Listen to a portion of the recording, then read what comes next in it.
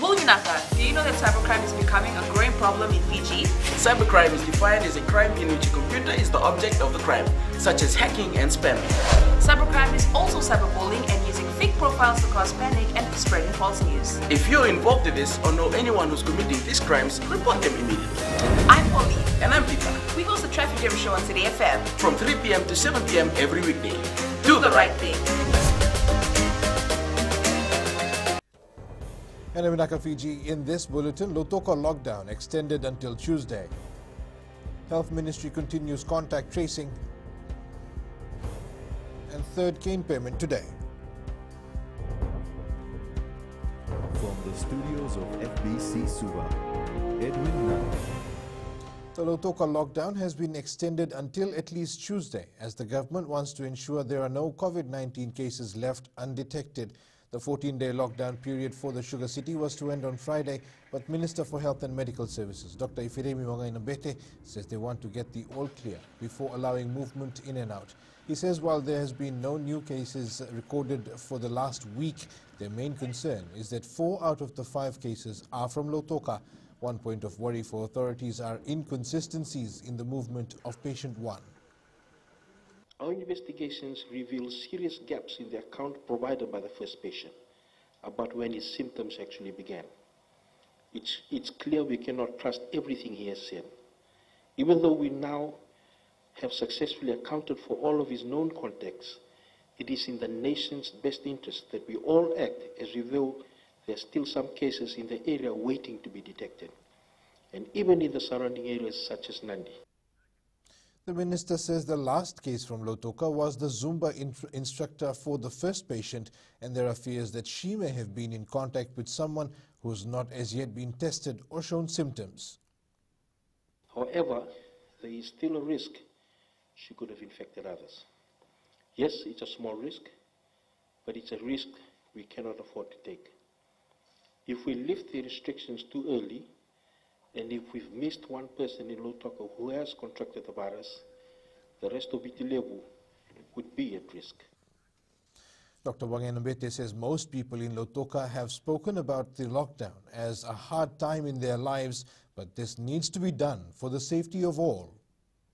But take comfort in knowing that these tough decisions we're making could very well spare us enormous future suffering. No one wants to see a large-scale outbreak of this virus in Fiji. That means making hard calls today that keep this virus at bay. Contact tracing teams from the Health Ministry are continuing to track people who'd been in contact with a New Zealand citizen who had travel history to Fiji and contracted coronavirus after departure. The man developed symptoms 2 days after arriving back in New Zealand. He had left Fiji on March 19th. Chief Medical Advisor Dr. Chimese Tundavu says they are putting all resources to work to rule out any further infections. Our contact tracing team are out in the community, in Nandi, in Rakiraki, as well as Plantation Island, following up on his itinerary while he was in Fiji, and identifying all possible contacts and assessing them in relation to the fact that they are contacts of these patients. So far, contacts, now a good number of contacts have been identified, and none of them have been found to be severely ill. Agriculture Minister Dr. MAHENDRA Reddy says wet weather conditions have affected the supply of vegetables to the restricted Greater Lautoka area. Dr. Reddy is refuting claims there is a shortage of vegetable supply in the main Lautoka and satellite markets due to the lockdown. He says a lot of misinformation is being circulated. Dr. Reddy says a team from the Agriculture Ministry is ensuring there is no shortage of supply due to the restriction. The lockdown of Lautoka greater area does not affect the supply of vegetables to the Lautoka lockdown area. I tell you, if we have no lockdown there, but if you have the same weather condition, you will have situation much worse. Employees affected by the COVID-19 can access their unemployment benefits, even though the name of their employer is not in the immediate list provided by the Fiji National Provident Fund. FNPF Chief Executive Chauchi Koroi clarified this after some members who had visited the Lautoka branch were frustrated to find their company was not in the list provided. Koroi says these Fijians can access unemployment withdrawals given they provide a letter from their employer. Unemployment assistance for members will continue to be processed because we know that there are some members who have been laid off from work due to the pandemic. The fund has started payouts for those who have lodged their applications already. The British High Commission is working with Fiji Airways to schedule an alternative flight for the 400 British and European nationals stranded in Fiji. Since the suspension of all international flights by the national carrier due to COVID-19, British High Commissioner to Fiji Melanie Hopkins says they are exploring other possible routes. Hopkins highlights that getting these passengers home is their top priority. Working with Fiji Airways on a potential further flight via LA, which works very well for us here. As you know, the UK is about as far away from Fiji as you can get on the planet. So one of the additional challenges we're facing from here is needing to line up multiple transit points. But the good thing about going via LA is that you could have a single transit then through LAX. Hopkins says British and European nationals in Fiji need to register their interest on the Fiji Airways website. Damaging of public property during this time is another issue of concern. Hand sanitizer dispensers placed around the Suva bus stand to help in the fight against COVID-19 have allegedly been stolen. The Suva City Council is working with police to have the issue addressed. We are working very closely with the police, and if we see that there's an intentional way of damaging being done, then if we apprehend the culprit, we will hand them over to the police. Local Government Minister Premila Kumar has maintained her stance on the revised market times. Kumar says municipal markets are to open from 8 a.m. till 7 p.m. She visited the Suva market yesterday and consulted vendors, explaining this is being done for public safety amidst the COVID-19 outbreak and in light of the nationwide curfew. The minister noted that they received feedback from some vendors who've not welcomed the new market times. Now what we heard now to open from outside 8 o'clock on Saturday. Right. Where the people will be before the market is open. So that's what I'm trying to say. We are trying to encourage people not to be here, not to be at Central Market. You need to be at different places. When you see a lot of people around, don't be there. Choose your time differently. That's the message we are giving. Sugarcane farmers will receive their third cane payment today. The Sugar Industry Tribunal says it has certified the net share of the proceeds at close to $80 million, which is equivalent to $43.73 per ton of cane.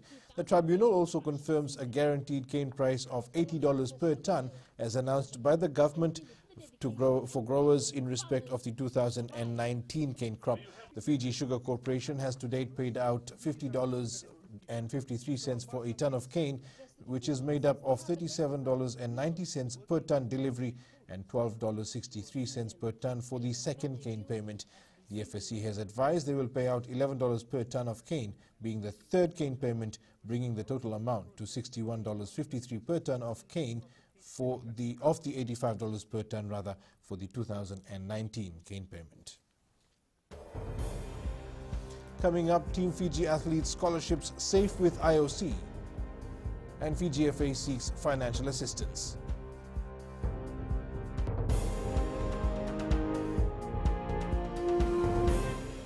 Oira na ngwane no de nunu enda be singe ni mataka. Mersusunga da kena loma dina kena mikron.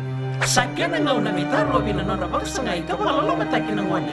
Dalo bina oya o meliki. Bulre oya o Samuel Samuli.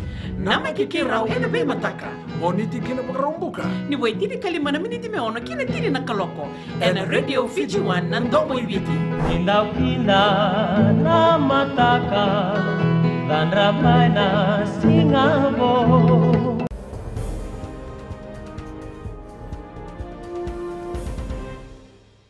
Welcome back. The postponement of the Tokyo 2020 Olympic Games is not going to affect Team Fiji athletes who are on the International Olympic Committee scholarships. FESANOC Chief Executive Lorraine Ma confirmed this to FBC Sports yesterday after the IOC's announcement of the new Olympic dates on Tuesday.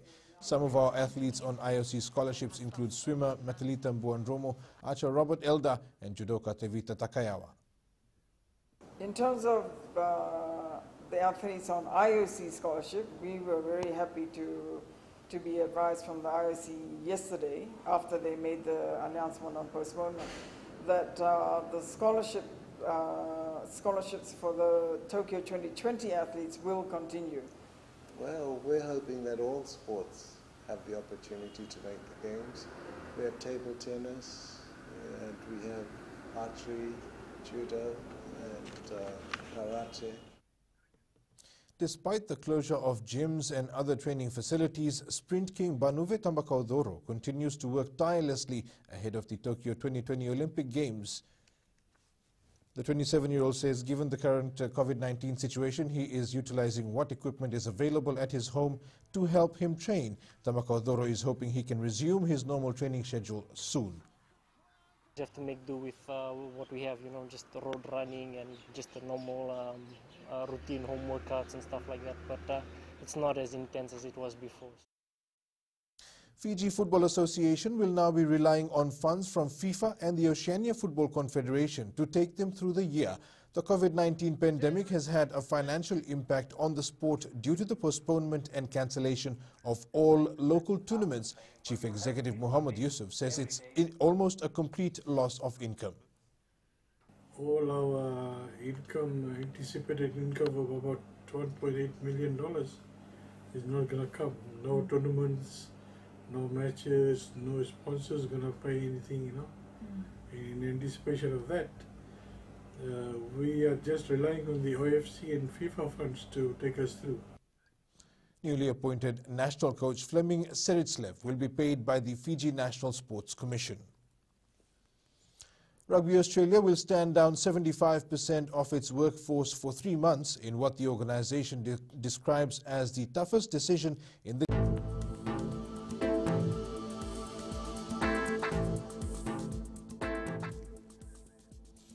Expect more showers and thunderstorms over the Fiji group. That's your FBC Morning News. Join us at 1 p.m. and 7 p.m. for our major bulletin. Remember, in times of crisis, you need factual news that you can trust. Stop believing fake news about the COVID-19 on social media. Fight misinformation by getting only the facts about the coronavirus from verified news sources like FBC's TV, radio and digital media news. www.fbcnews.com.fj, keeping Fijians connected with the truth.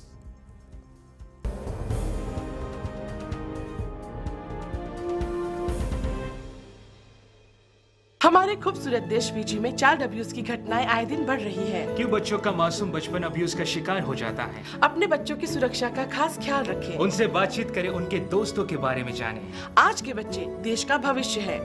मैं दीप्ति और मैं मोनिश, आपके हमसफर। शामिल हो जाए हमारे साथ Monday to Friday 5:45 AM से 10 AM तक रेडियो फिजी 2 देश की धड़कन पर।